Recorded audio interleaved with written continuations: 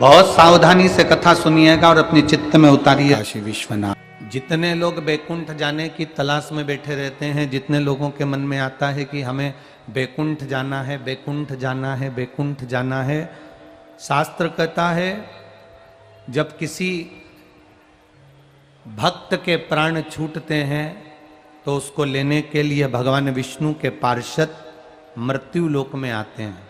सुनिए ना कथा।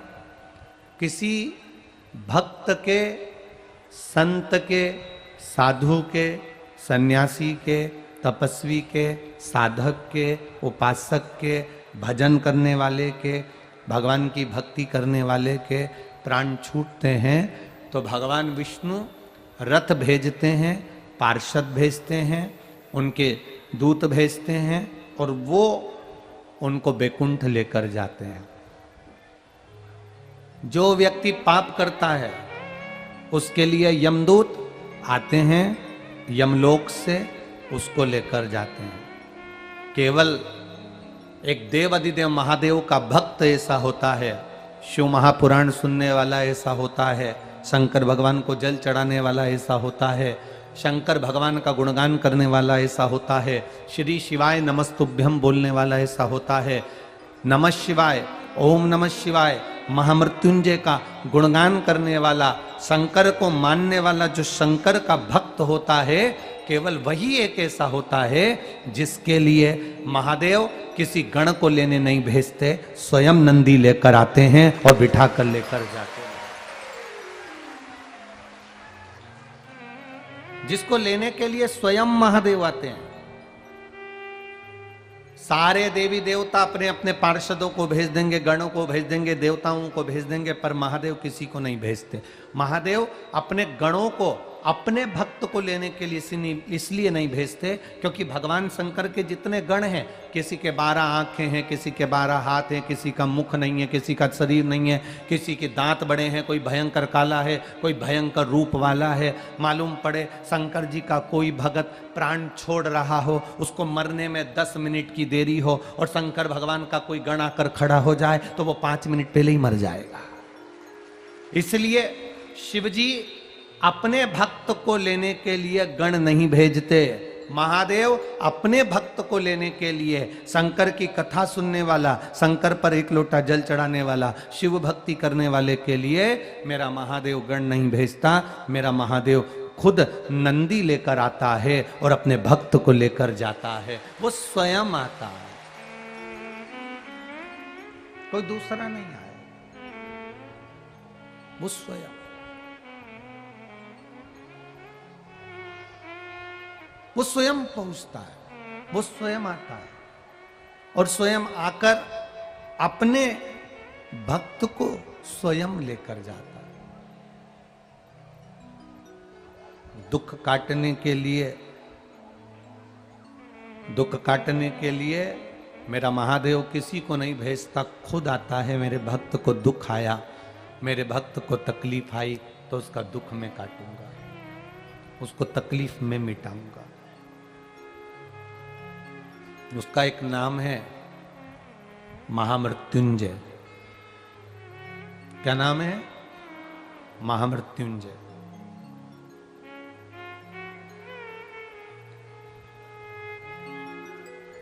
उसका एक नाम महामृत्युंजय, जो मृत्यु पर विजय प्राप्त कर ले, जो मृत्यु को जीत ले। मौत सामने खड़ी हो, इधर यम के दूत खड़े हैं और इधर मेरा महादेव स्वयं खड़ा है। यम के दूतों की सामर्थ्यता नहीं कि महादेव के सामने अंदर प्रवेश कर जाए।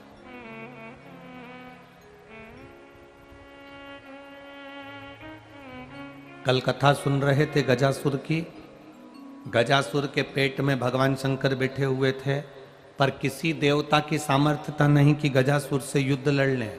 भगवान विष्णु भी गजासुर के सामने गए तो गाले का रूप रख कर गए, बंसी बजाते हुए गए, नंदी को नचाते हुए गए, पर युद्ध करने नहीं गए। क्यों? क्योंकि शंकर का गुणगान करने वाला है, शंकर का भजन करने वाला। इधर लंका में रावण है और भगवान राम युद्ध करने के लिए जा रहे हैं। रामेश्वर धाम की स्थापना भगवान राम जी ने क्यों करी? भगवान राम जी को क्या पड़ा था कि शंकर भगवान के शिवलिंग की स्थापना करी, पूजन करी, अर्चना करी, रामेश्वर धाम की स्थापना करी? उसका कारण क्या था? भगवान राम को मालूम था जिस रावण को मैं मारने जा रहा हूं, ये रावण शंकर का परम भक्त है। शंकर के परम भक्त को छूने से पहले महादेव की आज्ञा होना जरूरी है। तो इसलिए मैं महादेव की आज्ञा ले लूं, महादेव का भजन कर लूं, इसके बाद लंकाधिपति रावण से मिलने के लिए जाऊंगा। शंकर भगवान की आराधना करी, शिव जी प्रसन्न हुए, प्रकट हुए। राम जी से भगवान शंकर जी ने पूछा आपको क्या चाहिए? राम जी ने कहा मैं वन में विचरण कर रहा हूं, अपनी अर्धांगिनी को लेने के लिए, अपनी धर्म पत्नी को लेने के लिए, जानकी को लेने के लिए, सीता को लेने के लिए मैं यहाँ आया हूँ। सीता जी को लेने आया हूँ, पर सामने जो युद्ध करेगा मेरे, वो आपका परम भक्त लंकाधिपति रावण है। आप बताओ मैं करूँ तो करूँ क्या? एक तरफ आपका भक्त है और दूसरी तरफ ये आपका दास है, आप कहोगे मैं वो कर लूंगा। शंकर भगवान ने कहा रावण को तुम मारने के लिए जाओ, मना नहीं, मना नहीं है। मैंने रावण को बार बार कहा था तूने सब कुछ मांग लिया, और कुछ मांगना रह गया हो तो मांग ले। रावण कहता है जब मेरे पास सोने की लंका है, रावण कहता है जब मेरे इतने 10-10 शीश हैं, मेरे पास में बहुत बड़ी सेना है, बहुत सारे असुर मेरे साथ में हैं, तो मुझे और कुछ भी नहीं चाहिए। भगवान शंकर जी कहते हैं राम, मैंने रावण से कहा था जब तेरे प्राण छूटेंगे हो सकता है तुझे मेरी जरूरत पड़ जाए। रावण कहता है जब मेरे प्राण छूटे आपकी मुझे जरूरत नहीं पड़ेगी, आपकी मर्जी पड़े तो मुझे देखते रहना, पर मुझे बचाने भी मत आना, क्योंकि मेरे प्राण नहीं छूट सकते, क्योंकि मैंने सारे देवताओं को बंदी बनाकर रखा है, सारे ग्रहों को बंदी बनाकर रखा है, सबको अपना साथ कर रखा है, सबको अपना साथ कर रखा। आप सारे दुनिया के ग्रहों को बंदी बना लो। लोग कहते हैं मैंने रविवार, सोमवार, मंगल, बुध, गुरु, शुक्र, शनि, राहु, केतु, शनि सबको अपने हाथों में काबू कर कर रखा है, सबको अपना बना कर रखा है, मेरा बाल बांका नहीं हो सकता। और शिव महापुराण की कथा कहती है कर्म के गति के आगे कोई ग्रह काम नहीं करता, आखिरी में व्यक्ति को भोगना पड़ता ही है। कर्म गति बड़ी विचित्र है।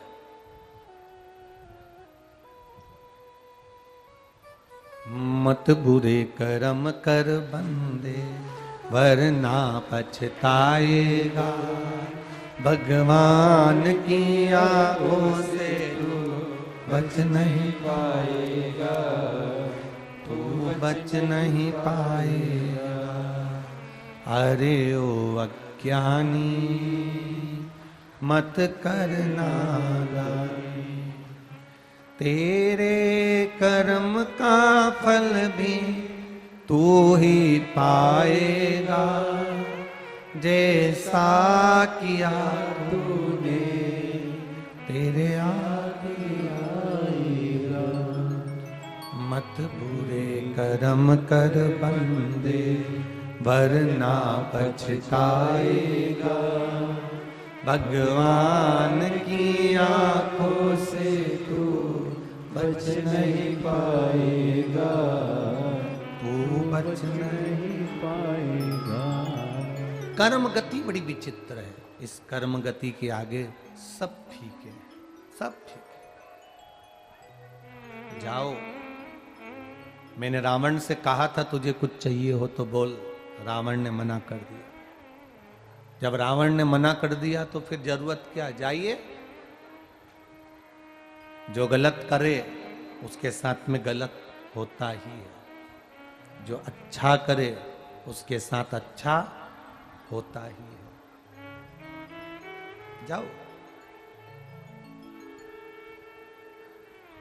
रावण के पास में धन, वैभव, सत्ता इतनी हो गई थी रावण के पास में धन वैभव सत्ता इतनी हो गई थी, इतनी धन, इतना वैभव, इतनी सत्ता रावण के पास हो गई थी कि रावण की वाणी बिगड़ गई थी।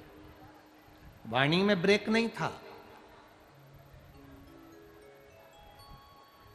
दो जगह पर ब्रेक की जरूरत होती है, गाड़ी में और वाणी में।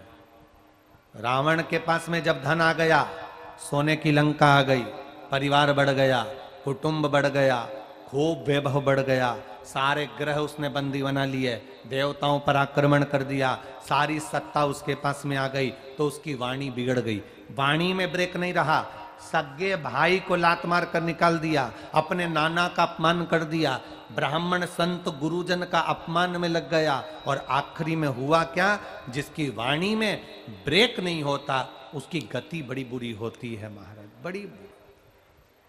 ब्रेक नहीं था वाणी के, श्रेष्ठता की वाणी नहीं बोल पाए। अभी कथा में कहा, गाड़ी में पावर विंडो है, वाणी में गाड़ी के अंदर स्टेयरिंग है, कांच है, बम्पर है, सीट कवर है, क्लच है, सब कुछ है, पर गाड़ी में अगर ब्रेक नहीं तो किसी काम का नहीं। आप बहुत सुंदर हो, आपकी हेयर स्टाइल बड़ी सुंदर है, आपका शरीर बड़ा सुंदर है, पर आपकी वाणी मीठी नहीं है, आप अच्छा बोलना नहीं जानते, आप किसी का आदर करना नहीं जानते, आप किसी का सत्कार करना नहीं जानते, आप किसी को मान सम्मान देना नहीं जानते, तो फिर आपका वो शरीर किस काम का। सफर तब अच्छा है जब हम सफर अच्छा हो। मालूम पड़े जो तुम्हारे साथ सफर कर रही है वो दिखने में तो सुंदर है, पर बोलने में ऐसी बोलती कि सारा घर डोलता, तो क्या मतलब का ऐसा सफर।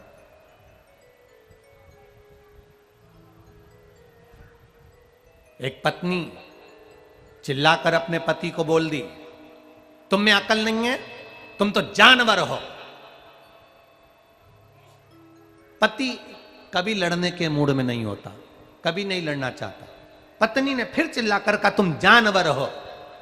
पति कहता है, तू बिल्कुल सही कह रही है, तू मेरी जान और मैं तेरा वर।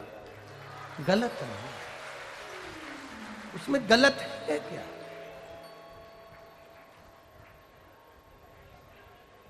अब बहुत सुंदर दिख भी रहे हो, बहुत सुंदर तुम लग भी रहे हो, तुमने सफर करने के लिए मठरी भी बना ली, समोसा भी बना लिया, कचौड़ी भी बना ली, खुरमे भी बना लिए, ठेहुआ भी बना लिया,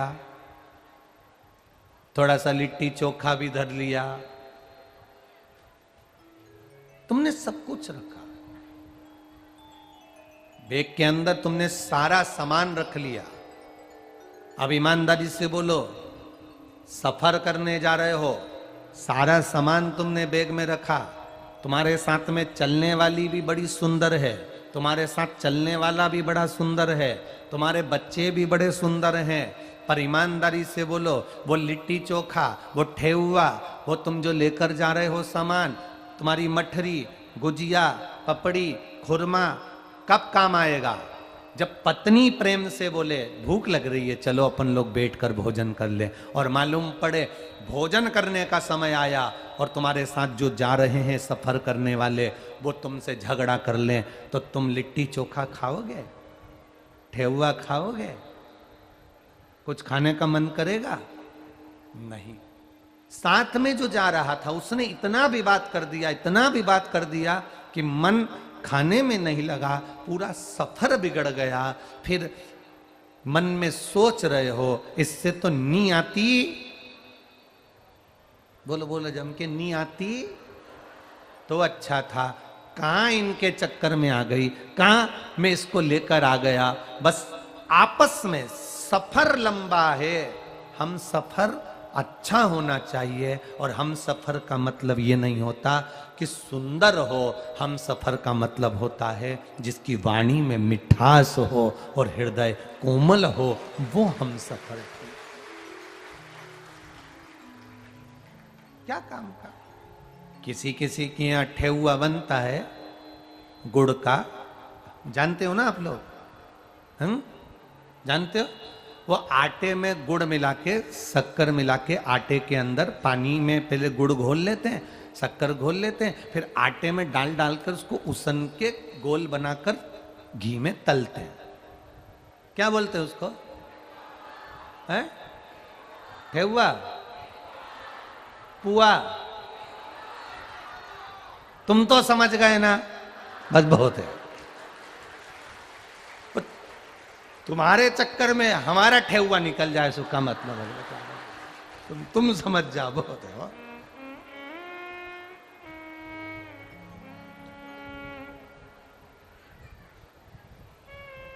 अब तुम बोलो कुछ, हम सुने कुछ।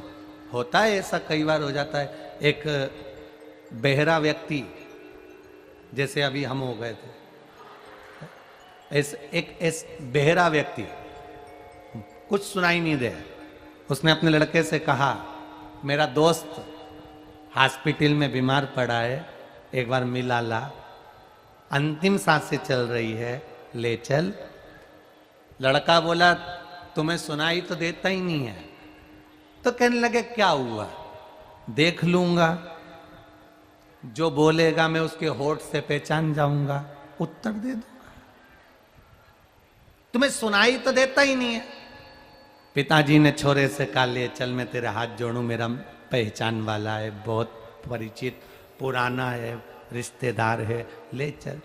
चलो, गाड़ी में बिठा कर ले गए।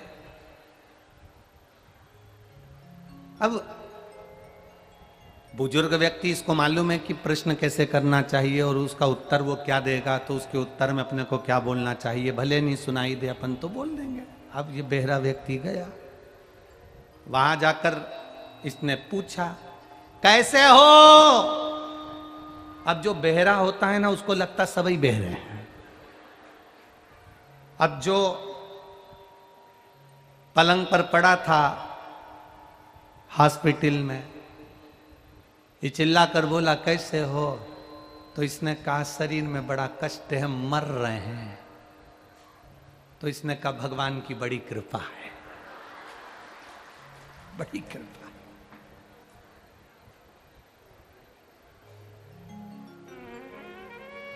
अब इसने पूछ लिया, कौन से डॉक्टर का इलाज चल रहा है?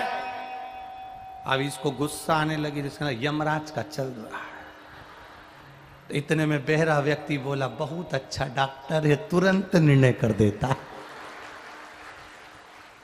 तुरंत। अब इसको कांटे से खून नहीं, ये बता।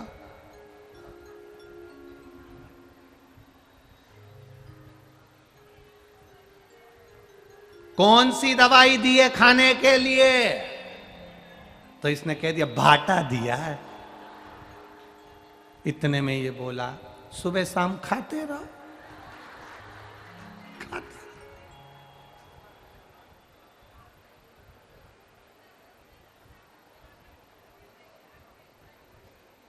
अब इसने बोला, घर कब आओगे? तो इसने कहा, घर के आएंगे तो शमशान जाएंगे। तो इसने कहा, भगवान तुम्हारे मन की अभिलाषा पूरी करे, तुम्हें जल्दी। अब बहरा तो बहरा, अब जैसे तुम्हारे ठेहुए के चक्कर में कथा है, क्या करो उस ठेहुए का? जब सफर कर रहे हो और हम सफर ठीक ना हो, तो ठेहुआ किसी काम का नहीं होता, लिट्टी चोखा किसी काम का नहीं होता। तुम्हारा वो खैतान जी का बेटे ने बताया था ना, मौसा जी नहीं, हाँ, मोमो, वो किसी काम का नहीं होता। तो क्या करे उसका?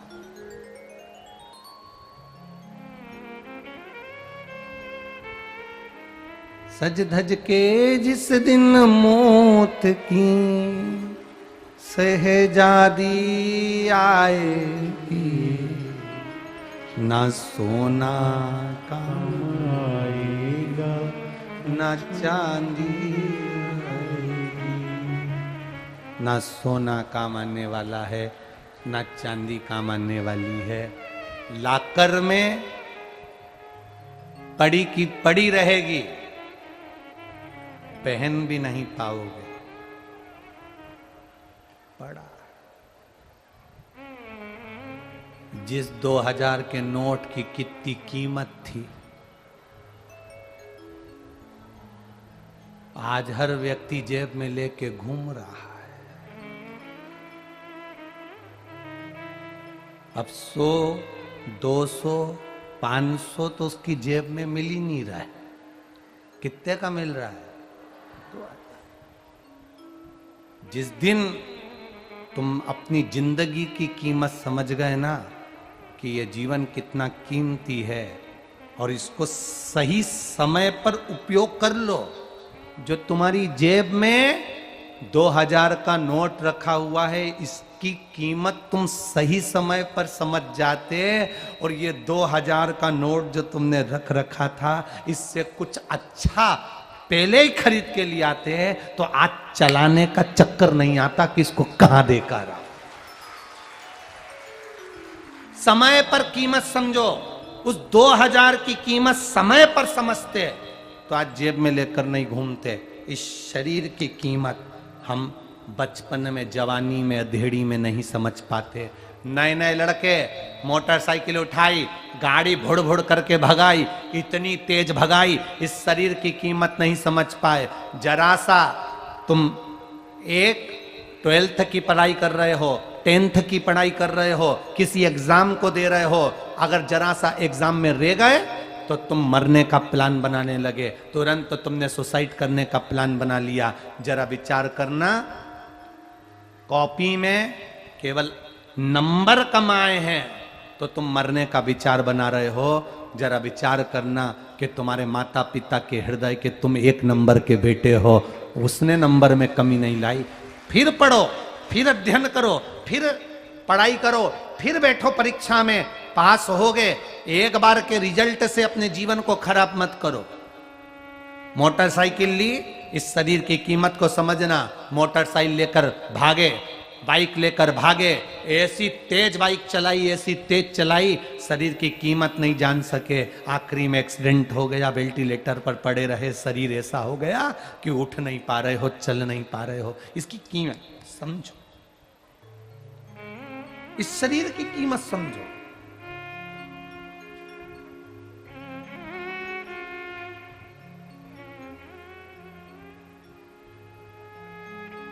जिस दिन शरीर की कीमत समझ गए, उस दिन जीवन का सबसे बड़ा मोल तत्व आप जान जाओगे और भगवान की भक्ति में डूब जाओगे।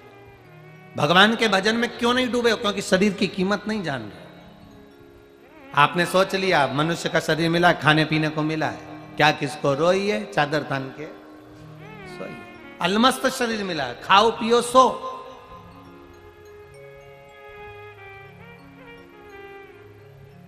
नेपाल में सरकार की ओर से 1 दिन की छुट्टी मिलती है हफ्ते में, जिस दिन दुकानें भी बंद रहती है, सरकार के गवर्नमेंट के ऑफिस भी बंद रहते हैं। कौन सा दिन है? शनिवार। इंडिया में, भारत में 1 दिन की छुट्टी मिलती है जिस दिन सरकारी कामकाज बंद रहते हैं, दुकानें बंद रहती है। कौन सा दिन है? रविवार। सरकार को क्या पड़ा कि तुम्हें 1 दिन की छुट्टी दे? सरकार को क्या पड़ा कि तुम 1 दिन की दुकान बंद करते हो? छुट्टी काहे के लिए देती है सरकार? छुट्टी क्यों मिलती है? दुकान क्यों 1 दिन के लिए बंद करते हो? केवल कई लोग सोचते हैं छुट्टी इसलिए मिली है कि दिन भर खाओ और सो।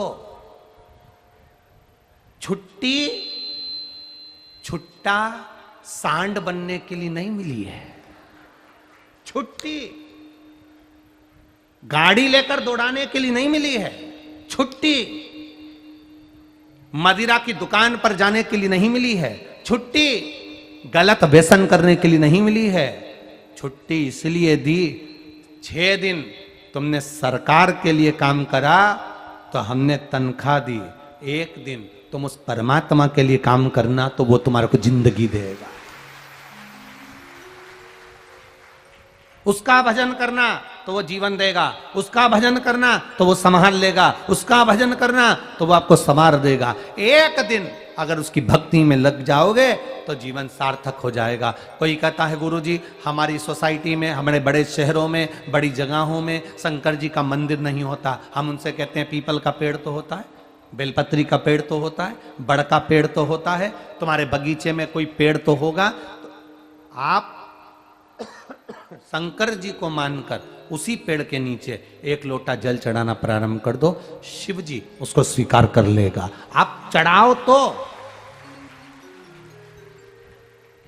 शिव उसको स्वीकार कर लेगा। अगर आपके गांव में, नगर में, शहर में, मोहल्ले में, कॉलोनी में कहीं पर मंदिर नहीं तो पेड़ के नीचे एक लोटा जल चढ़ाओ। उस वृक्ष के नीचे जब आप एक लोटा जल चढ़ाओगे, वो वृक्ष जब हरा भरा होगा, वो छाया देगा पथिक को। पथिक को जब छाया मिलेगी तो आशीर्वाद आपको मिलेगा, कुछ ना कुछ लाभ आपको मिलेगा, आपका जीवन सार्थक होगा। आप जिस महादेव के नाम से जल चढ़ाओगे उस महादेव को प्राप्त होगा।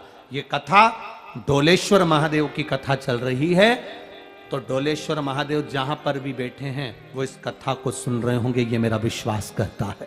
जहां होंगे वहां कथा सुन रहे होंगे, जहां बैठे होंगे वहां कथा का रस तत्व ग्रहण कर रहे होंगे। शिव महापुराण की कथा तो यहां तक कहती है कि जिस जगह पर शिव पुराण की कथा होती है उस जगह पर 33 कोटि देवी देवता, जितने लोग कथा सुनने बैठते हैं उनके रूप में 33 कोटि देवी देवता आकर कथा का रस तत्व ग्रहण करते हैं। तो कोई शिव तत्व साधारण तो नहीं है। हम क्यों वंचित हों शिव तत्व से?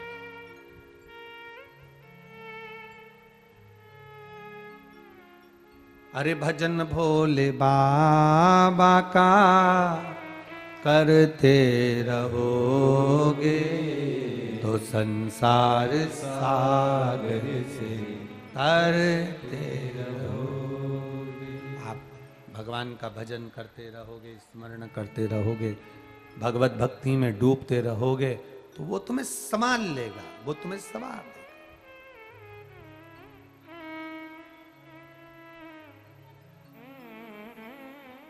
गाड़ी में ब्रेक नहीं तो गाड़ी बेकार।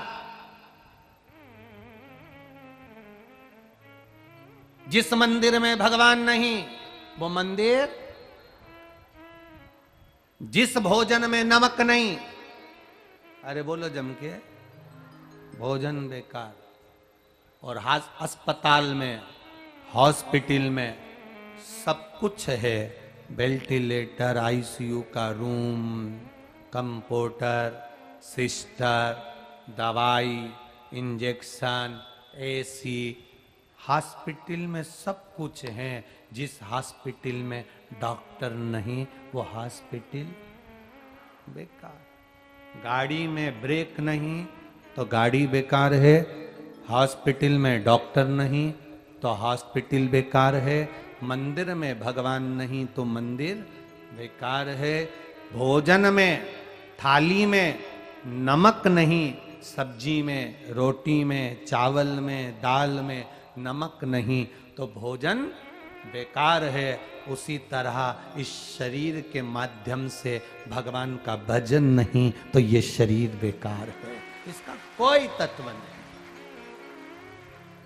शरीर की कोई मूलता नहीं।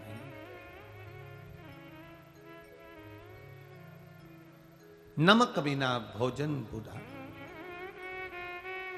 बेकार। डॉक्टर बिना हॉस्पिटल, ब्रेक बिना गाड़ी बेकार, और भजन बिना, बोलो बोलो जम के, शरीर बेकार। शरीर की मूलता शिव तत्व है।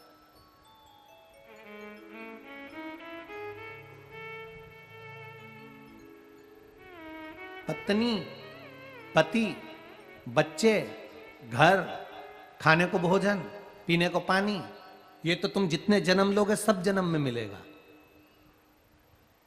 कुत्ता बन के पैदा हो गए तो भी मिलेगी धर्म पत्नी, बच्चे भी मिलेंगे, घर भी मिलेगा, खाने को अन्न भी मिलेगा, पानी भी मिलेगा। मेंढक बनकर जन्म लिए तो भी मिलेगी, पत्ते बच्चे भी होंगे, रहने को भोजन पानी सब मिलेगा। हिरण बन के जन्म लिए तो भी मिलेगा, माथे का जुआ बनकर जन्मे तो भी, जू बनकर जन्मे तो भी मिलेगा, पत्नी भी होगी, बच्चे भी होंगे, घर भी मिलेगा, खाने को भी मिलेगा, पीने को भी मिलेगा। मछली बनकर जन्मे तो भी मिलेगा, मगर बनकर जन्मे तो भी मिलेगा, कीड़े बनकर जन्मे तो भी मिलेगा। तुम जितने जन्म लोगे, हर जन्म में पत्नी मिलेगी, बच्चे मिलेंगे, परिवार मिलेगा, खाने को मिलेगा, पीने को मिलेगा, सब कुछ मिलेगा, पर हर जन्म में शिव महापुराण की कथा नहीं मिलेगी। जन्म केवल मनुष्य का है जिसमें शिव तत्व मिला है। केवल एक जन्म ऐसा है जिसमें हम भगवान की भक्ति कर सकते हैं। केवल एक जन्म ऐसा है जिसमें हम भगवान का नाम ले सकते हैं, भगवत गुणगान कर सकते हैं, भगवत स्मरण कर सकते हैं। वो केवल एक मानव का देह है, उसके सिवा कुछ नहीं। आप भक्ति कितनी कर रहे हैं, हम आपसे ये भी नहीं कहते कि आप अपना घर छोड़ो, बिल्कुल मत छोड़ो। किसी को देखकर घर मत छोड़ना कि वो भगवान बन गए, संत बन गए तो उनको देखकर हम भी संत बन जाए, बिल्कुल मत बनो। तुम तो दोनों टाइम खूब चरो, डनलप के गद्दे पे सो, खूब एंजॉय की जिंदगी जियो, मना नहीं है, खूब अच्छे से रहो। माताएं कहती हैं, गुरुजी, हमने हमारे गुरुजी से पूछा था, वो कहते हैं कि माला पकड़ कर बैठो, थोड़ा सा भजन करा करो। आप क्या कहते हो? दिक्कत तो यही है ना कि आपके गुरुजी कह रहे हैं कि माला पकड़ कर बैठो, और सियोर वाला महाराज बस एक ही बात कहता है, माला पकड़ने की जरूरत नहीं है, पृथ्वी पर आए हो कर्म करने के लिए आए हो। घर में रह रहे हो तो पति है, सास ससुर हैं, माता पिता हैं, घर में बच्चे हैं, पहले इनकी सेवा कर लो, समय मिल जाए तब माला पकड़ लो। जब समय मिले तब पकड़ो। और कोई तुमसे कह रहा है कि दिन भर माला पकड़ कर बैठो, तो हम तो नहीं कह सकते। हाँ, ये इसीलिए तो सबसे बड़ा विरोधाभास सभी लोगों को सियोर वाला महाराज बुरा किस बात पे लगता है, क्योंकि ये थोड़ा विपरीतता में बोल जाता। अब लोग कह रहे हैं तुमसे कि माला पकड़ो, और सियोर वाला महाराज कह रहा है पहले घर का काम करो उसके बाद माला पकड़ो। दिक्कत तो यहां पड़ी है ना। सब लोग कह रहे हैं तुम पूजन में लग जाओ, भजन में लग जाओ, सेवा में लग जाओ, संकीर्तन में लग जाओ, और सियोर वाला महाराज कहता है कि कहीं मत जाओ, घर में रहो, भगवान का भजन करो, जितना समय मिले उतना करो। पहले अपने सास ससुर को संभालो, अपने माता पिता को संभालो, घर के बच्चों को संभालो, पति देवता को संभालो, फिर सब तरह से जब फ्री हो जाओ तब मोबाइल खोलो या टीवी खोलो, फिर आधा घंटा, 1 घंटा, 2 घंटा, 3 घंटा, जितनी तुम्हारे को कथा मिल जाए उसको सुन लो, और मन लग जाए तो ये सब सोकर उठें, उससे पहले लोटा भरकर शंकर जी के मंदिर जाकर चढ़ाया, अपना काम फ्री। बस अब हम तुमसे कह दें कि तुम माला पकड़ कर बैठ जाओ, हम तुमसे कह दें कि तुम मंदिर में जाकर बैठ जाओ, हम तुमसे कह दें कि तुम तीर्थ में जाकर बैठ जाओ, और घर में बुजुर्ग पड़े हुए हैं, घर में बूढ़े पड़े हुए हैं, घर में सास ससुर पड़े, घर में माता पिता पड़े, घर में पति है, बच्चे हैं, इनका कौन करेगा? अपन कर्म करो और कर्म के साथ में भजन करो। हम तुमसे कभी नहीं कहेंगे कि तुम, कई माताओं की आदत रहती है पूजन करने बैठ जाती हैं, सुबह बच्चे लोग चिल्लाते रहते हैं, मम्मी टिफिन कहाँ रखा है, मम्मी टिफिन कहाँ रखा है, पति आवाज लगाता रहता है कि देखो वो सामान कहाँ रखा है, और तुम पूजन पे बैठी माला पकड़ कर, और तुम इशारा, बच्चे पीछे से आवाज लगा, मम्मी टिफिन।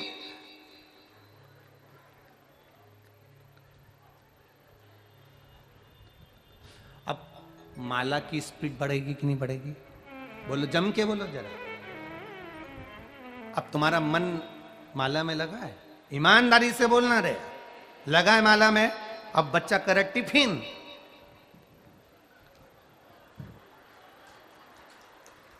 अब मन लगा कि तू चाची से कह दे, आंटी से कह दे, वो दे देगी, और तुम्हारे मन में आंटी चल रही कि देवरानी से कह दे, वो टिफिन दे देगी, और तुम माला लेकर बैठे हो, तो चित्त नहीं लगेगा। पहले पूरे काम से निवृत्त हो जाओ, पूरे काम से, या फिर कोई उठा ही नहीं उससे पहले तुम मंदिर हो जाओ, काम चालू हो उससे पहले तुम शिव को एक लोटा जल चढ़ाओ या फिर फ्री हो जाओ, तब शिव के गुणगान गाओ। राम नाम, कृष्ण नाम, शिव नाम।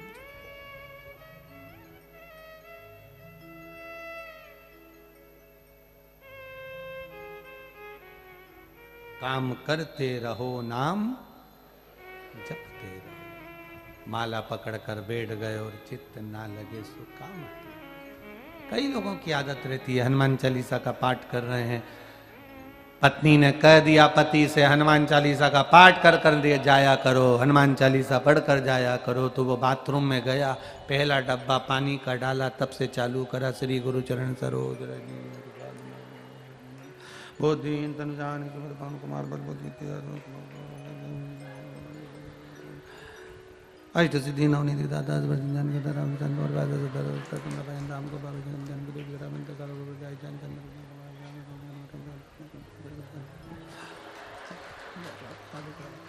अंत में घर से निकला जा पवन तनय संकट हरण मंगल मूर्ति रूप राम लगन सीधा सहित।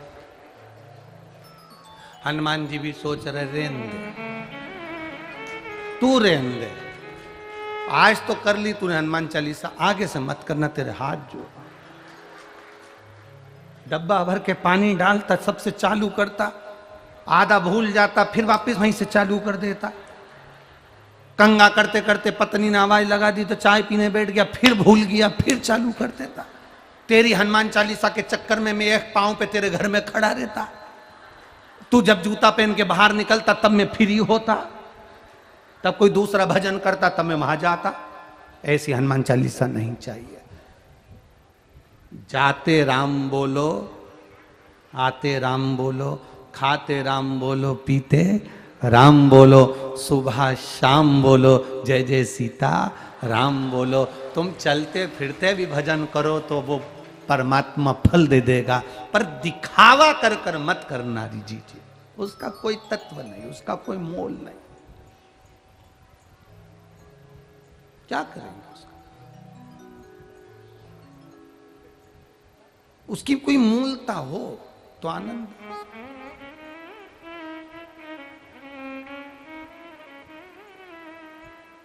परिवार वाले चिढ़ रहे हैं, कह रहे हैं, क्या करा जाए, परंतु वो इष्टता नहीं, इष्टता नहीं। शिव तत्व को जानो।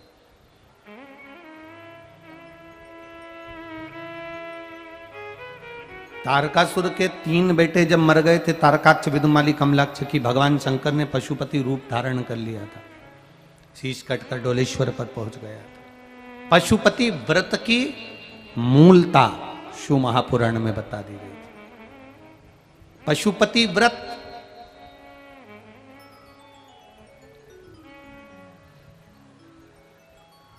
पांच सोमवार का ये व्रत होता है।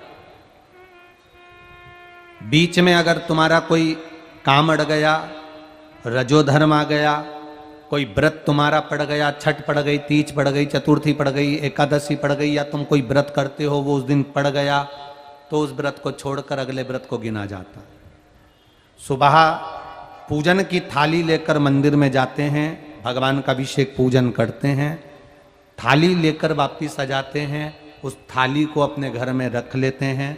उसी थाली को शाम के समय फिर वापिस मंदिर में लेकर जाते हैं, उसमें 6 दिए रख कर ले जाते हैं घी के। प्रसाद एक कटोरे में जिसमें भी लग कर ले जाना है, 3 हिस्से मंदिर के अंदर उसके करे जाते हैं। दियों को मंदिर में जमीन पर नीचे रखा जाता है, 6 दियों को। प्रसाद के 3 हिस्से कर दिए जाते हैं, शिव जी की पूजन कर दी जाती है। पूजन कर कर प्रसाद के 2 हिस्से मंदिर में रख दिए जाते हैं, जो कागज ले गए, दोने ले गए, पात्र ले गए, उसमें 2 हिस्से वहीं छोड़ दिए जाते हैं। 1 हिस्सा थाली में रख लिया जाता है। 5 दिए जो जलाए हैं वो वहीं रखे रहने दो। 1 दिया जमीन पर से वापिस उठा लो, जिसको जलाया नहीं है उसको थाली में रख लो। शंकर भगवान से प्रार्थना करो, बाबा आज मेरा पहला पशुपति व्रत है, भोलेनाथ आप स्वीकार करना। मेरे मन की कामना ये है बाबा, जिसके कारण मैंने ये व्रत किया है, व्रत का बोलकर, दिया लेकर, प्रसाद का एक हिस्सा लेकर, थाली लेकर वापिस अपने घर पर आओ। घर के दरवाजे में जब अंदर प्रवेश करो, सीधे हाथ की ओर बाहर घर के बैठ जाओ, घर की ओर मुख करो और सीधे हाथ की ओर बैठकर घर की ओर मुख कर कर वहीं पर छठे नंबर का जो दिया लेकर आई हो उसको जला लो। बाबा से यहाँ प्रार्थना कर लो, भोलेनाथ मेरा कार्य ये है, इसको सफल करना। घर में प्रवेश कर जाओ। भोजन करते समय सबसे पहले जो प्रसाद का एक हिस्सा तुम मंदिर से लाई हो, पहले उसको भोजन के समय पर पहले उसको खाओ, इसके बाद फिर भोजन करो। अपने प्रसाद के हिस्से में से किसी को प्रसाद नहीं देना। प्रसाद भगवान के मंदिर में जब बनाकर लेकर जाओ, कढ़ैया में, भगोनी में उतना ही प्रसाद बनाना जितना प्रसाद मंदिर जाएगा। आप एक कटोरा भरकर ले गए और थोड़ा सा कढ़ैया में छोड़ दिया तो आपका व्रत सफल नहीं हो पाएगा। प्रसाद उतना ही बनाना, अगर ज्यादा बना है तो ज्यादा ले जाना पड़ेगा, कम बना है कम ले जाना पड़ेगा। प्रसाद कढ़ैया में, पात्र में छूटना नहीं चाहिए। जो शंकर जी के लिए बनाया है तुमने, उतना की उतना पूरा लेकर जाना पड़ेगा। ये नहीं कि मैं बच्चों के लिए थोड़ा बना के छोड़ जाऊं, बच्चों के लिए थोड़ा घर वालों के लिए बनाकर छोड़ जाऊं ना, जितना बनाए सारा लेकर जाना पड़ेगा। इसलिए उतना बनाओ जितना तुम्हें मंदिर में ले जाना। पात्र खाली होना चाहिए, तब उसको लेकर जाओ। 3 हिस्से करो, 2 हिस्से मंदिर में रखकर 1 हिस्सा लो। 4 व्रत पूरे हो जाएं, 5वां व्रत रहे। बाबा से विनती करते हुए 108 चावल के दाने, मूंग के दाने या फूल या पंखड़ी या बेलपत्र आदि जो भी आप बाबा को 108 चढ़ाना चाहें वो ले जाओ। एक श्रीफल, कुछ भेंट साथ में लेकर जाओ। भगवान को नमन कर कर भाव के साथ में ध्यान देना। जो 108 सामग्री ले गए हो वो भगवान को समर्पित करो। नारियल और भेंट 11 रुपए, 21 रुपए, 51 रुपए जो भी तुम लेकर गए हो, वो जो जलाधारी है, जलाधारी का मतलब होता है ये जहां पर शिव जी का शिवलिंग रखा है, ये जलाधारी, ये जल, नारियल, भेंट इस जलाधारी पर कभी नहीं रखना चाहिए। जो नारियल भेंट जलाधारी पर रखते हैं उनकी भी कामना पूर्ण नहीं होती। ये नारियल भेंट या जो भी फल है, फ्रूट्स है, वो इस जलाधारी पर नहीं, जमीन पर रखो। पर इस जलाधारी पर जहां भगवान शंकर का शिवलिंग रखा है, गोल जलाधारी, वहां पर उसको नहीं रखना।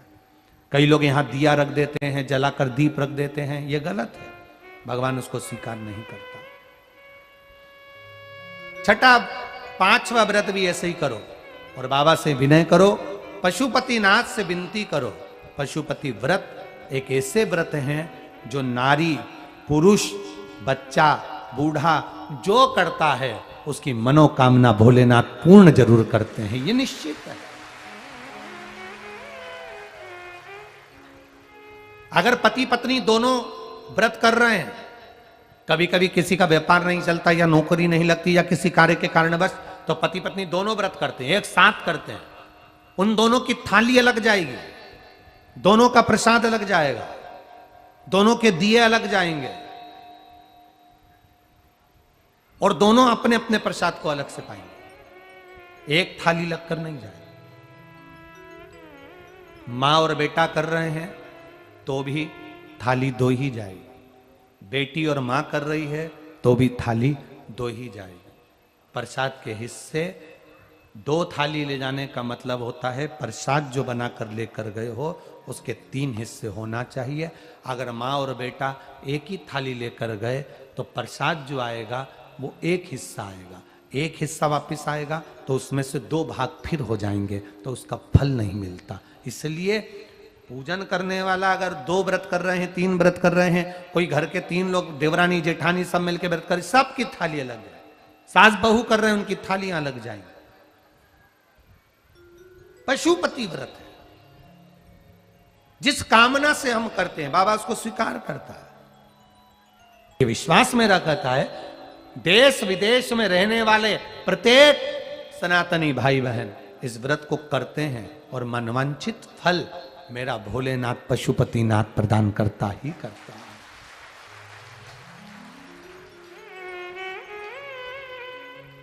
कई लोग उसको गुनगुनाते रहते हैं। जय पशुपतिनाथ हरे, स्वामी जय पशुपतिनाथ हरे, भक्त जनों के संकट दास जनों के संकट क्षण में दूर करे। जय पशुपतिनाथ हरे, जो ध्यावे फल पावे, कष्ट मिटे तन का, स्वामी कष्ट मिटे तन का। भगवान पशुपतिनाथ का स्मरण करना।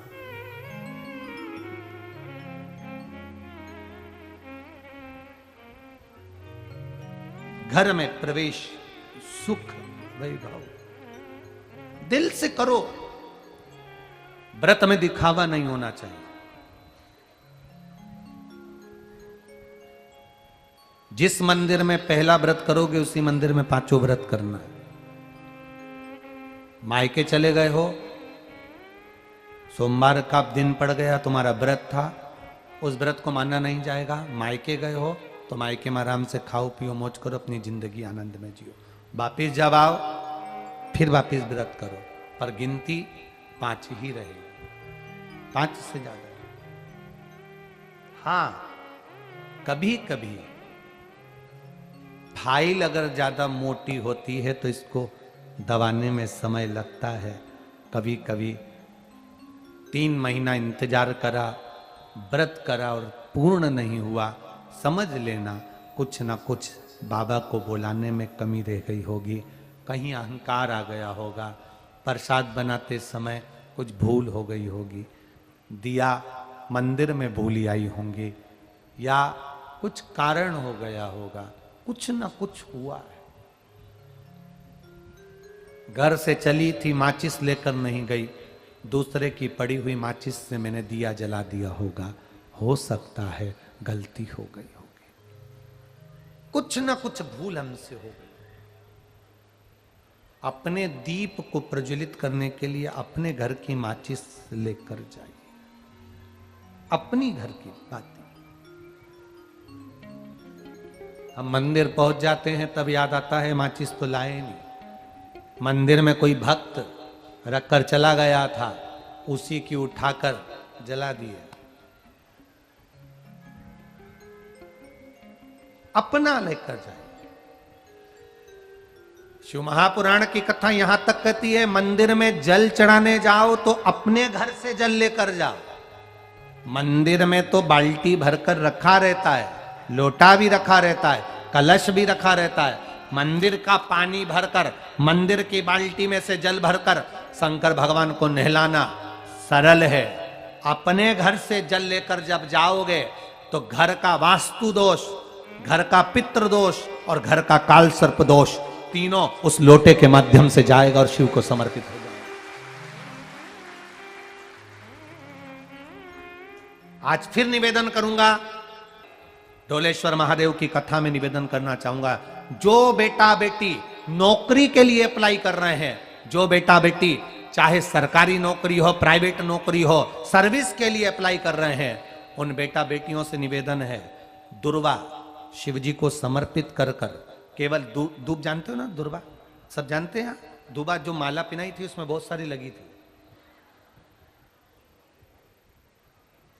पढ़ी है यहाँ, बताना जरा।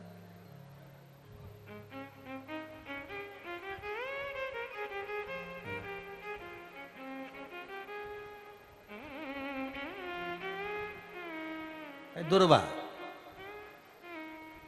जो बेटा बेटी सर्विस के लिए अप्लाई कर रहे हैं, तुम मेहनत करो, पढ़ाई करो, खूब पढ़ो, खूब तैयारी करो, अच्छे से तैयारी करो। जितनी मेहनत तुमने पूर्व में करी उससे दुगनी मेहनत तुम करो उस नौकरी को पाने के लिए। और साथ में जब एग्जाम के लिए जाओ, कहीं इंटरव्यू देने के लिए जाओ, दुर्वा शिव जी को, इस दुर्वा का जो डंडी का मुख है ये अशोक सुंदरी वाली जगह फिर समझ लीजिए। जैसे ये शिवलिंग, ये गोल जलाधारी, यहाँ से पानी नीचे गिरता है, बीच में अशोक सुंदरी का स्थान होता है। तो ये जो दुर्बा हम चढ़ाएंगे तो इसका डंडी का मुख शिवलिंग के पर चढ़ाएंगे, तो ये शिवलिंग पर डंडी की जो भाग है वो अशोक सुंदरी की ओर हो गया और ये भाग इस ओर हो गया। शिव जी को समर्पित कर कर पहले दुर्बा चढ़ाएंगे, उसके बाद में देवाधिदेव महादेव को एक लोटा जल जो तुम घर से लेकर गए हो वो समर्पित करो। 3 महीना लगातार अपनी पढ़ाई की मेहनत करो, अपने इंटरव्यू की मेहनत करो और खूब अच्छा पढ़कर साथ में 1 लोटा जल और दुर्बा, शिव जी को भले 10 दुर्बा की जगह केवल 1 दुर्बा चढ़ाओ, चढ़ाकर जल चढ़ाना। 3 महीने तक लगातार बाबा से प्रार्थना करना। विश्वास कहता है अगला पत्र तुम्हारा व्यासपीठ पर होगा, नौकरी लगेगी, निश्चित है। आप करो मेहनत, कर्म करने में पीछे मत हटना, पढ़ने में पीछे मत हटना, विद्या अध्ययन करने में पीछे मत हटना, अच्छी एजुकेशन पाने में पीछे मत हटना। पहले मेहनत अपनी करो। पूर्व में जो इंटरव्यू दिए हैं उसमें जितनी कमी रह गई, अगली कमी को पूर्ण करने के लिए अच्छी मेहनत करो, खूब पढ़ो, खूब अच्छे से विद्या अध्ययन करो और फिर बाबा पर समर्पित होकर जाओ, बाबा पर विश्वास कर कर जाओ, भरोसा पूरा कर कर जाना। इंटरव्यू देते समय अपना विल पावर मजबूत होना चाहिए कि मेरे साथ मेरा काल अधिपति महाकाल है, अब निकल कर मानो। हम दुकान खोलते हैं, कपड़े की दुकान खोल रहे हैं, किराने की दुकान खोल रहे हैं, लोहे की दुकान खोल रहे हैं, भंगार की दुकान खोल रहा है, किराना की दुकान खोल रहा है, पान की दुकान खोल रहा है। हम दुकान खोलते हैं, पर दुकान खोलने से पहले तुम्हारे 2 मन हो जाते हैं, चलेगी कि नहीं चलेगी, खोल तो लूंगी, चलेगी कि नहीं चलेगी। जिस दिन तुम दुकान खोलो 1 महीने पहले, 2 महीने पहले, 3 महीने पहले बाबा को दुर्बा चढ़ाकर 1 लोटा जल चढ़ाकर नियम बनाकर जाना, 3 महीने बाद मैं दुकान खोल रही हूं, 2 महीने बाद मैं दुकान खोल रही हूं और मेरा विश्वास कहता है दुकान चलेगी। जिस दिन तुमने विचार कर लिया कि दुकान चलेगी कि नहीं चलेगी, तो वो नहीं चलेगी। जिस दिन तुमने विचार कर लिया कि दुकान खोल रही हूं, मेहनत करूंगी, दिल से करूंगी, भले मेरे पास ज्यादा माल नहीं है, जितना माल खरीद के लाऊंगी उतना बेच कर बताऊंगी, क्योंकि मेरे साथ काल अधिपति महाकाल है, तो वो चलेगी। विश्वास दृढ़ करो, भरोसा पक्का करो। जिस दिन तुम्हारा विश्वास दृढ़ हो गया उस दिन तुम विजय हो गए, उस दिन तुम आनंदता में हो गए। बच्चों का विल पावर कमजोर हो रहा है, दोस्त कह देते हैं सीए की पढ़ाई बहुत कठिन है, इंजीनियरिंग की पढ़ाई बहुत कठिन है, डॉक्टर की पढ़ाई बहुत कठिन है। साथ वाले ऐसे मत ढूंढना जो तुम्हारा विल पावर कमजोर कर दे।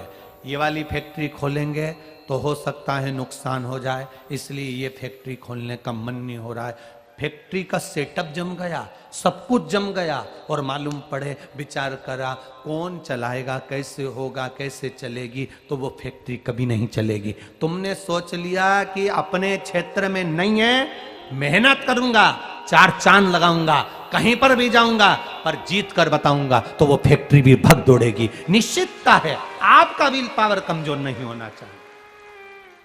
आप कैसे कमजोर हो जाओ? शंकर भगवान का भक्त कभी कमजोर नहीं पड़ता, शिव का भक्त कभी कमजोर नहीं पड़ता।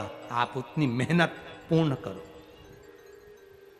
जिसके घर में 20 साल संतान नहीं हुई, जिसके घर में 10 साल संतान नहीं हुई, जिसके घर में 17 साल, 18 साल, 25 साल, 30 साल संतान नहीं हुई, डॉक्टरों ने कह दिया था औलाद नहीं होगी। चाहते तो विल पावर मजबूत हो जाता, कमजोर हो गया, विचार कर लिया संतान नहीं होगी, सब दूर दिखाया संतान नहीं होगी, आखिरी में तुमने विश्वास पक्का कर लिया कि टीवी पर कथा सुनी, शिव पुराण में कहा होगा। जब उसको भगवान ने 17 साल में संतान दी है, तो मुझे तो 4 साल शादी के हुए हैं, 5 साल हुए हैं, मेरा बाबा मेरी झोली भरेगा।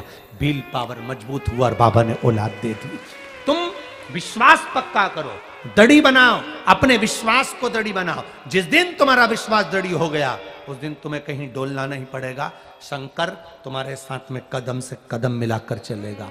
दुकान डालो, चाहे फैक्ट्री डालो, चाहे व्यापार करो, चाहे पढ़ाई करो, दिल से करो, खूब दमदारी से उतरो। उसके बाद में फिर शिव जी पर एक बेल पत्र या एक, जम के बोलो, क्या ये दुर्वा, एक दुर्वा, एक दुर्वा। सबसे पहली दुर्वा, सबसे पहली दुर्वा गणेश जी को, और सबसे पहली दुर्वा शंकर जी को किसने समर्पित करी थी? किसने दी थी? कौन का विल पावर कमजोर हो गया था? कौन का विल पावर कमजोर हो गया था? कौन अपने आप को कमजोर समझने लगा था? कौन था जिसके पास सब कुछ था और उसके बाद भी उसका मन उदास हो गया था? वो था कुबेर,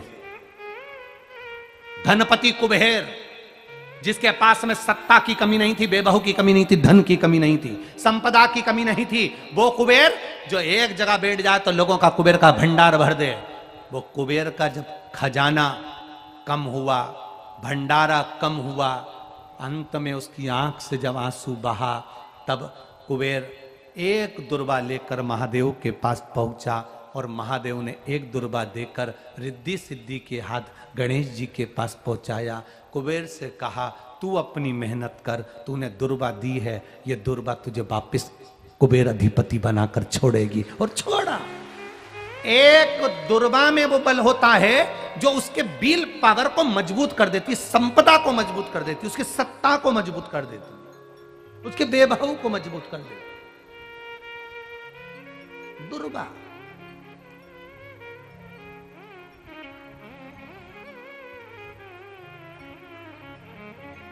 एक दुर्वा सहज नहीं होती महाराज। दुर्वा पीछे देखोगे तो डंडी एक है, देख रहे हो आप लोग? आप लोगों को ना भी दिखे तो अपने घर पर जाकर देखना। पीछे से देखोगे तो दुर्वा की डंडी एक है, आगे से देखोगे तो उसकी किनारियां 4-5 पत्तियां निकली हुई होती हैं। अर्थात एक रास्ता अगर दुर्वा का बंद होता है तो दूसरे रास्ते को दुर्वा खोल देती है, दूसरा बंद होता है तो तीसरे को खोल देती है, तीसरा बंद होता है तो चौथे को खोल देती है, चौथा बंद होता है तो पांचवे को खोल देती है। दुर्वा में वो बल होता है जो महादेव को हम जब अशोक सुंदरी की ओर डंडी का मुख कर कर, पत्तियों का मुख इधर कर कर शिव को समर्पित कर कर, एक लोटा जल जब बाबा को हम समर्पित करते हैं दिल से, 3 महीना लगातार आनंद के साथ, हाँ बीच में रजो धर्म आ जाए तो आप लोग उस समय मंदिर में नहीं जाते, नहीं चढ़ाते, उस समय छोड़ दो, पर अपने भावों से बाबा को समर्पित करो। नवयुवक बेटे बेटियां भी शिव जी पर जल चढ़ाओ, करो शंकर का गुणगान। इस वर्ष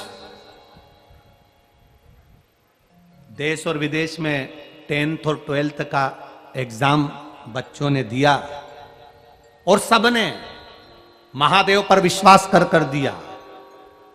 एक लोटा जल और एक बेलपत्री पर शहद लगाकर शंकर का स्मरण कर कर अपनी विद्या के साथ में दिया।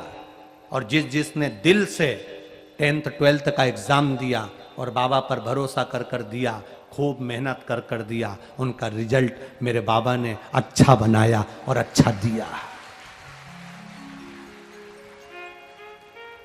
वो बेटा बेटी बड़े खुश हुए, प्रसन्न हुए, आनंद में हुए,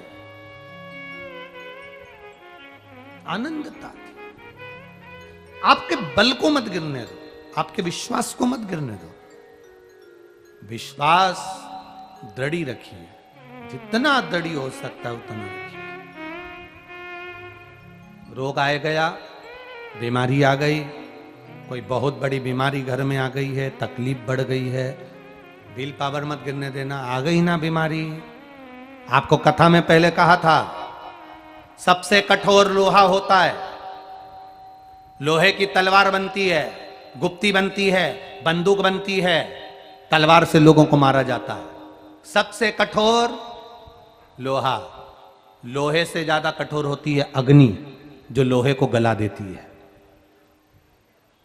कठोर कौन है लोहे से ज्यादा? बोलो बोलो, अग्नि। अग्नि से कठोर होता है पानी। एक लोटा पानी डाला, अग्नि बुझ गई। लोहे से कठोर अग्नि, अग्नि से कठोर पानी, पानी से कठोर होता है मनुष्य, जो लोटा भरकर निगल जाता है। जरा विचार करिएगा, ये मनुष्य अग्नि से, पानी से, लोहे से भी ज्यादा कठोर होता है, जो पानी को पचा जाता है। मनुष्य से ज्यादा कठोर होती है बीमारी, जो अच्छे अच्छे पहलवान सूरमाओं को भी बीमारी निगल जाती है। अच्छे अच्छे सूरमाओं को, अच्छे अच्छे पहलवानों को, माइकल जैक्सन जैसे हीरो को, बड़े बड़े हीरो हीरोइन को, जिन्होंने खूब फिल्में बनाई, बीमारी स्वयं स्वर कोकिला लता मंगेशकर जैसे को भी बीमारी।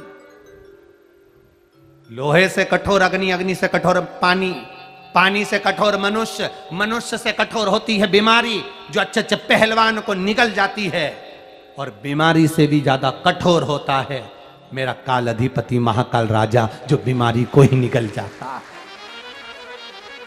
बीमारी को निकल जाता है। एक बेलपत्र जो शिव जी पे चढ़ी हुई है, उसको लाकर हम जब खाते हैं, ये बेलपत्र बेलपत्र नहीं रहती, ये औषधि बन जाती है। इस व्यासपीठ ने लाखों करोड़ों लोगों को देखा है, लाखों की भीड़ में लोग कथा सुनने आते हैं। बेलपत्री के महत्व को जिसने जान लिया, वो जान लिया, जान लिया।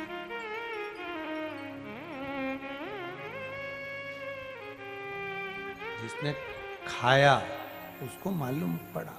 हाँ, किसी किसी के मुंह में खाने से छाले पड़ जाते हैं, या छार छार मुंह हो जाता है, नहीं खा पाते, तो शिवजी पे चढ़ी हुई बेलपत्र को लाकर सुखाकर चूरा बनाकर उसकी गोली बनाकर रख लो, पानी से निगल लो, है तो महादेव का प्रसाद, है तो औषधि, वो भी तो सुख देगी।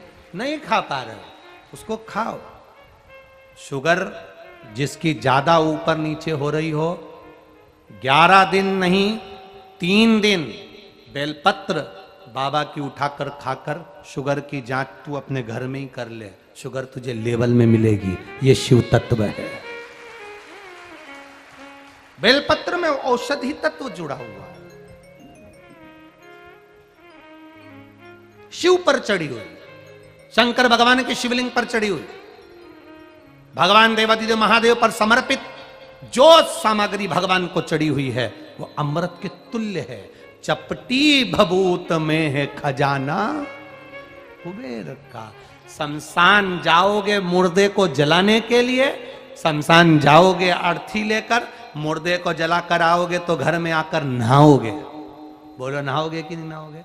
घर में आकर नहाओगे, क्योंकि मुर्दे की राख तुम्हारे शरीर पर लग गई, अर्थी चोट गई, नहाना पड़ेगा, राख लगी है, अंतिम संस्कार कर कर आए हो, आंच उड़ी होगी, अग्नि उड़ी होगी, राख उड़ी होगी, शरीर पर लगी होगी, तो घर पर आकर नहाना पड़ता है। पर शंकर भगवान पर वही राख जब चढ़ जाती है तो वो करोड़ों की हो जाती है, वो राख की कीमत बढ़ जाती है। शिव है, शिव। बखान क्या करूं मैं की ढेर का, चपटी भभूत में है खजाना कुबेर का। हे गंगधार मुक्ति द्वार ओमकार तू, बोले ओमकार तू, आयो शरण तिहारी। शंभो तार तार तू। वो सहज नहीं है शिव, उसकी भक्ति सहज नहीं है। उसका विश्वास हमें दृढ़ता प्रदान करता है, उसका विश्वास हमें भक्ति प्रदान करता है। उस पर चढ़ाया एक लोटा जल जब हम धीरे धीरे चढ़ाते हैं, अपने मन की बात बाबा को कह देते हैं। बाल्टी में से भरा और ढोल दिया, बाल्टी में से भरा और ढोल दिया, ये भगवान को जल चढ़ाना नहीं हुआ। जल लोटा लेकर जब जाओ धीरे धीरे समर्पित करते हुए जाओ। हम तो भाइयों से यहां तक कहेंगे, प्रयास करा करो, दुकान पर जा रहे हो, घर से धर्म पत्नी से एक पानी की बोतल ले लो स्वच्छ, उस बोतल को ले जाओ, मंदिर में जाकर लोटे में कूड़ कर अपने घर का जल शिव जी को चढ़ाकर फिर दुकान चले जाओ। जरूरी नहीं कि तुम, और भगवान अगर आपको बुद्धि दे तो दुकान जाते समय पानी की बोतल रख लो, एक छोटा सा लोटा अपने झोले में रख लो। दुकान जाते हो तो सामान लेकर जाते ही हो, फाइल भी तो ले जाते हो, ये भी अपनी फाइल है। एक फाइल का हिसाब यहां टैक्स वालों को देना है और इस लोटे वाली फाइल का हिसाब उसको देना। ये समझो कि फाइल लेकर जा रहे हो। जिस बच्चे का होमवर्क पूरा नहीं होता स्कूल जाने से वो बच्चा घबराता है। बोलो सही है कि गलत है? जिस बच्चे का होमवर्क पूरा नहीं होता वो बच्चा स्कूल जाने से घबराता है। जिसकी फाइल पूरी नहीं होती वो इनकम टैक्स वालों को देखकर घबराता है, और जिसके कर्म अच्छे नहीं होते वो यमराज को देखकर घबराता है।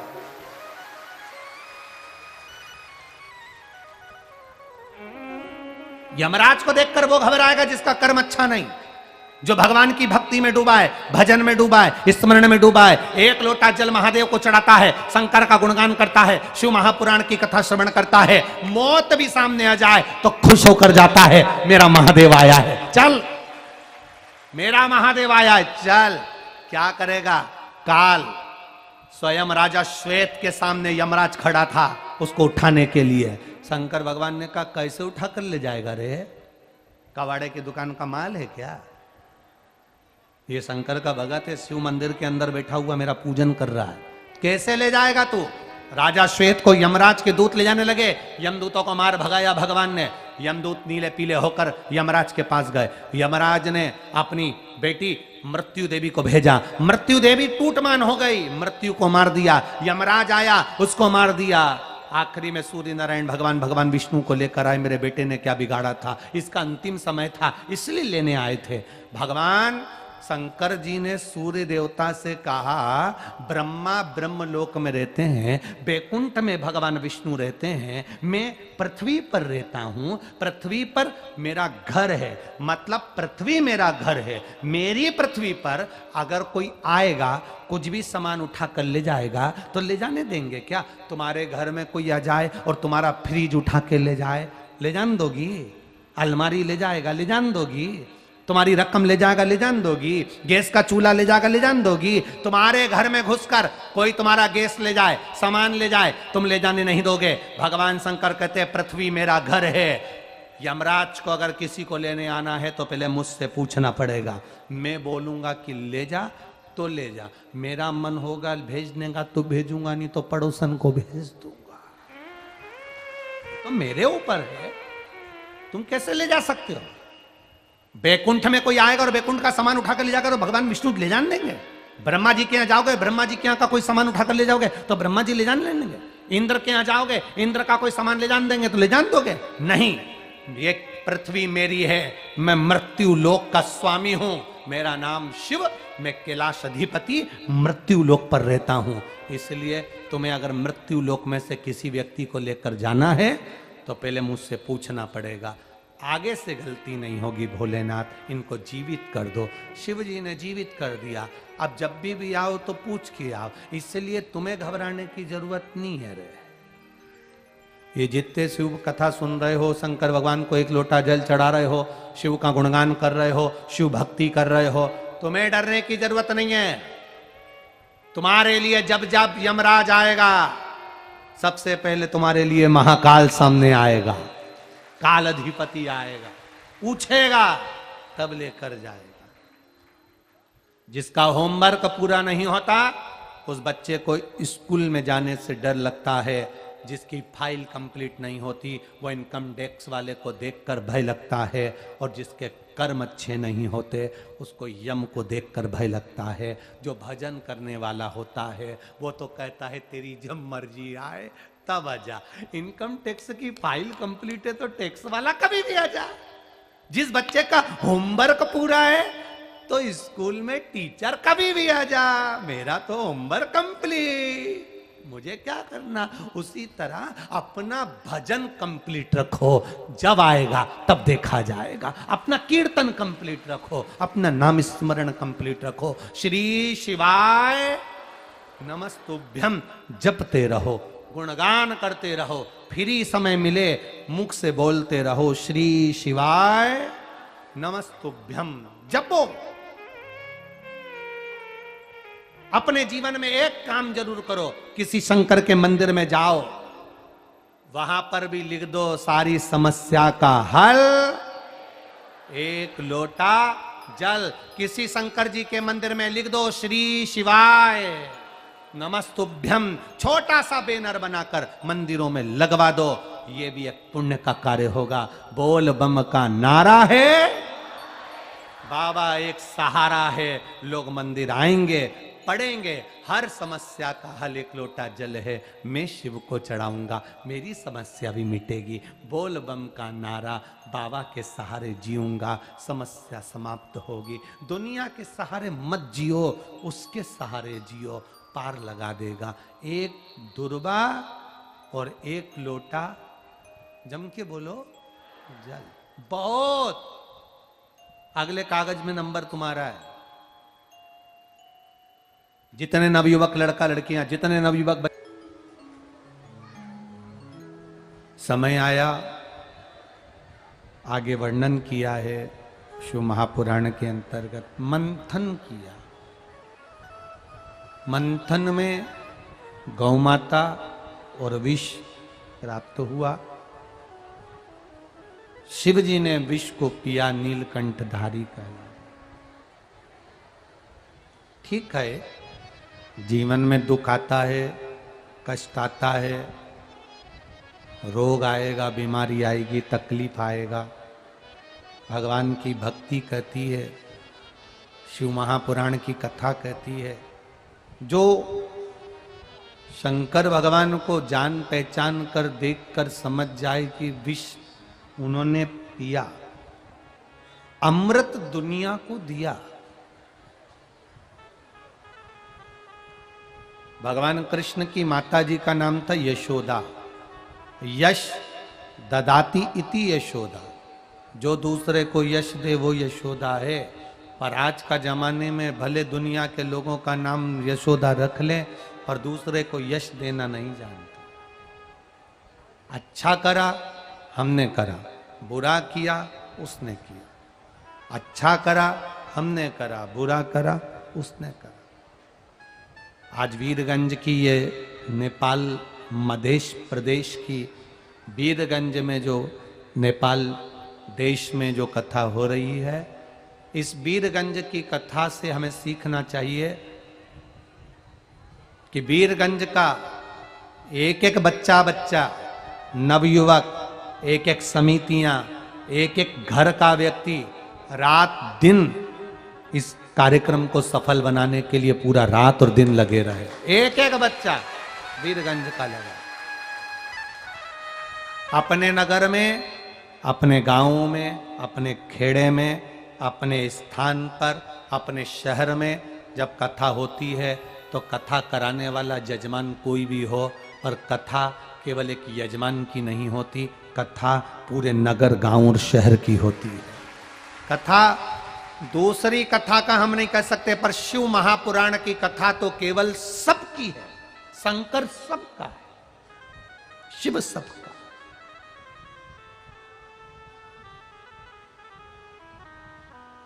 शिव कथा सबके लिए।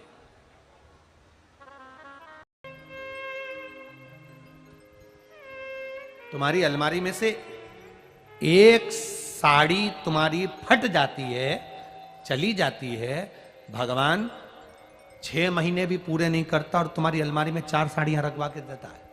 तुम करके देखो, प्रयास करना। एक साड़ी गई, 4 साड़ियां गई, कहीं से भी आई पर 4 साड़ियां जाई। चौगना दे रहा है, 4 गुना दे रहा है। पहचानो शिव तत्व। आया समय विराजमान दोनों है। शिवजी भी हैं, 12 ज्योतिर्लिंग भी है और शक्तिपीठ भी है, दोनों है। कभी आपके जीवन में अगर मौका मिले तो शिव तत्व को जानने का प्रयास करना। हमसे लोग कहते हैं कि आपके कुबेरेश्वर धाम में भक्त आते हैं, कंकर की पूजन करते हैं, रुद्राक्ष है। रुद्राक्ष तो हमारे यहाँ भी बहुत मिलता है। सीहोर के रुद्राक्ष का ऐसा होता क्या है, सीहोर के कंकर शंकर का ऐसा है क्या? हम कहते हैं हमको भी नहीं मालूम कि उस भूमि की पुण्याई क्या है, पर जो आता है वो 3 महीने में वापिस आ जाता है। ये उस भूमि की पुण्याई है। कैंसर जैसा रोग वाला, किडनी लीवर वाला, पैरालिसिस वाला, दुनिया में जिसके संतान नहीं दी, 20 साल 25 साल 30 साल हो गए, वो भी आता है, लोट लगाता है, कंकर शंकर का पूजन करता है, चले जाता है।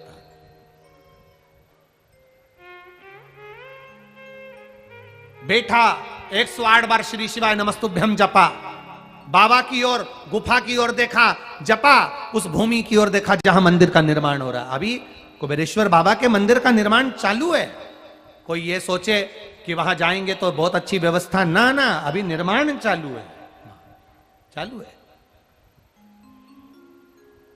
भोजन भंडारे में आप लोग जो आजीवन भोजन भंडारे के सदस्य बनते हो, भोजन भंडारा चालू है। अभी एक बड़ी रसोई घर का निर्माण हो रहा है, क्योंकि अभी तो टेम्परेरी व्यवस्थाएं चल रही थी। अब एक बड़ी रसोई घर जिसमें ऑटोमेटिक मशीनें लग रही हैं, जिसमें 1 लाख व्यक्ति 20 मिनट के अंदर भोजन कर सकता है। ऐसी मशीनों को लगाकर भोजनशाला का निर्माण हो रहा है।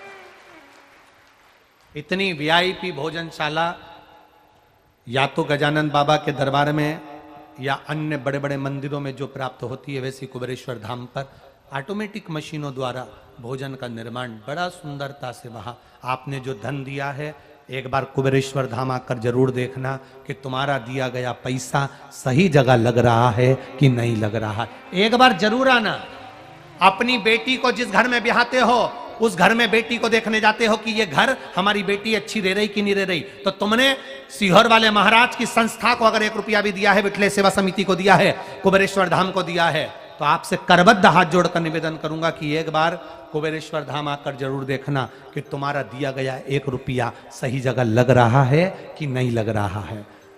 आकर देखो सही है कि नहीं है। हाँ, ये है, निर्माण चालू है, समय लगा, समय लगता है हर चीज में। कोई माता के गर्भ में भी बच्चा आता है तो 9 महीना ले लेता है, बढ़ता है तो समय ले लेता है। तो ये तो समय है, लगता है, थोड़ा सा बनने में थोड़ा समय लग सकता है। शिव कृपा। एक बड़ी गौशाला का निर्माण कार्य फिर चालू कर दिया, क्योंकि जहां गाय रह रही थी वो छोटा पड़ रहा था। अब बड़ा गौशाला, या सब आप बनवाने वाले हो, भोलेनाथ बनवाने वाला, कोई दूसरा नहीं बनाएगा। शिव कथा कह रही है। मल्लिकार्जुन में शिव पार्वती दोनों विराजित हुए। अगला वर्णन महाकाल का दूषण नाम के राक्षस का संहार किया। फिर अगला वर्णन आया ओंकारेश्वर विंध्य नामक पर्वत पर तप किया। भीम जैसे ही विंध्य ने तप करा, ओम के रूप में भगवान विराजमान हुए। केदारेश्वर में नर नारायण के रूप में जो तप करते हैं भगवान केदारेश्वर प्राप्त होते हैं। भीमा शंकर में भगवान करकटी के पुत्र भीम को मारकर भीमा शंकर के रूप में विराजमान हुए। काशी विश्वनाथ मनु शत्रुपा के कारण विराजमान हुए। त्र्यंबकेश्वर गौतम बाबा के कारण विराजमान हुए।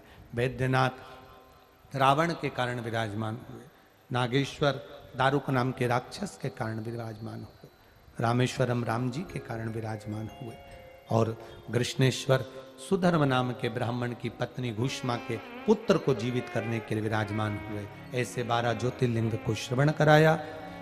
सुंदर भाव से तुमरुका जी ने कथा कही। चंचुला देवी का पति बिंदुक प्रेत योनि से मुक्त हो गया। शंकर भगवान ने अपने सिर की बेलपत्र पोथी को समर्पित कर दी। ये बेलपत्र कुबेर का भंडार भरने वाली होगी। आशीर्वाद दे। बाबा पोथी को स्पर्श कर अपने आनंद के साथ चलते हैं। तुम्हारी अलमारी में से एक साड़ी तुम्हारी फट जाती है, चली जाती है, भगवान 6 महीने भी पूरे नहीं करता और तुम्हारी अलमारी में 4 साड़ियां रखवा के देता है। तुम करके देखो, प्रयास करना। एक साड़ी गई, 4 साड़ियां गई, कहीं से भी आई पर 4 साड़ियां जाई। चौगुना दे रहा है, 4 गुना दे रहा है। पहचानो शिव तत्व। आया समय विराजमान, दोनों है। शिवजी भी हैं, 12 ज्योतिर्लिंग भी है और शक्तिपीठ भी है, दोनों है। कभी आपके जीवन में अगर मौका मिले तो शिव तत्व को जानने का प्रयास करना।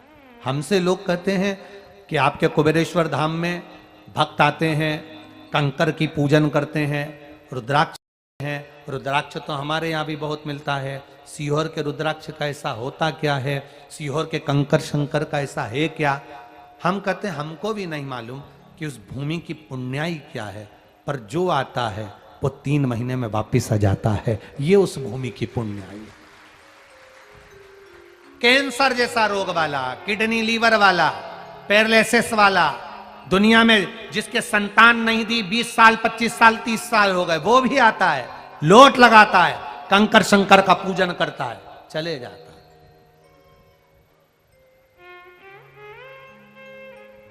बैठा 108 बार श्री शिवाय नमस्तुभ्यम जपा, बाबा की ओर, गुफा की ओर देखा, जपा, उस भूमि की ओर देखा जहां मंदिर का निर्माण हो रहा है। अभी कुबेरेश्वर बाबा के मंदिर का निर्माण चालू है। कोई ये सोचे कि वहां जाएंगे तो बहुत अच्छी व्यवस्था, ना ना, अभी निर्माण चालू है, चालू है। भोजन भंडारे में आप लोग जो आजीवन भोजन भंडारे के सदस्य बनते हो, भोजन भंडारा चालू है। अभी एक बड़ी रसोई घर का निर्माण हो रहा है, क्योंकि अभी तो टेम्परेरी व्यवस्थाएं चल रही थी। अब एक बड़ी रसोई घर जिसमें ऑटोमेटिक मशीनें लग रही हैं, जिसमें 1 लाख व्यक्ति 20 मिनट के अंदर भोजन कर सकता है। ऐसी मशीनों को लगाकर भोजनशाला का निर्माण हो रहा है। इतनी वीआईपी भोजनशाला या तो गजानन बाबा के दरबार में या अन्य बड़े बड़े मंदिरों में जो प्राप्त होती है, वैसी कुबेरेश्वर धाम पर ऑटोमेटिक मशीनों द्वारा भोजन का निर्माण बड़ा सुंदरता से। वहां आपने जो धन दिया है, एक बार कुबेरेश्वर धाम आकर जरूर देखना कि तुम्हारा दिया गया पैसा सही जगह लग रहा है कि नहीं लग रहा है। एक बार जरूर आना।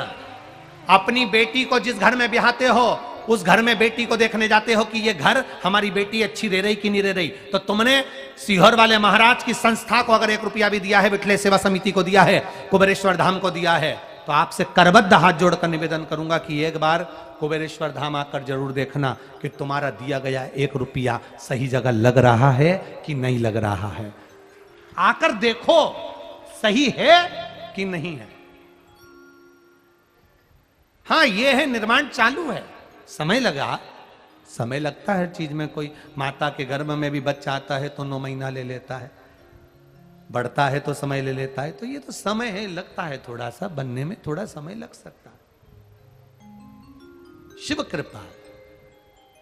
एक बड़ी गौशाला का निर्माण कार्य फिर चालू कर दिया, क्योंकि जहां गाय रह रही थी वो छोटा पड़ रहा था। अब बड़ा गौशाला, या सब आप बनवाने वाले हो, भोलेनाथ बनवाने वाला, कोई दूसरा नहीं बनाएगा। शिव कथा कह रही है। मल्लिकार्जुन में शिव पार्वती दोनों विराजित हुए। अगला वर्णन महाकाल का दूषण नाम के राक्षस का संहार किया। फिर अगला वर्णन आया ओंकारेश्वर विंध्य नामक पर्वत पर तप किया।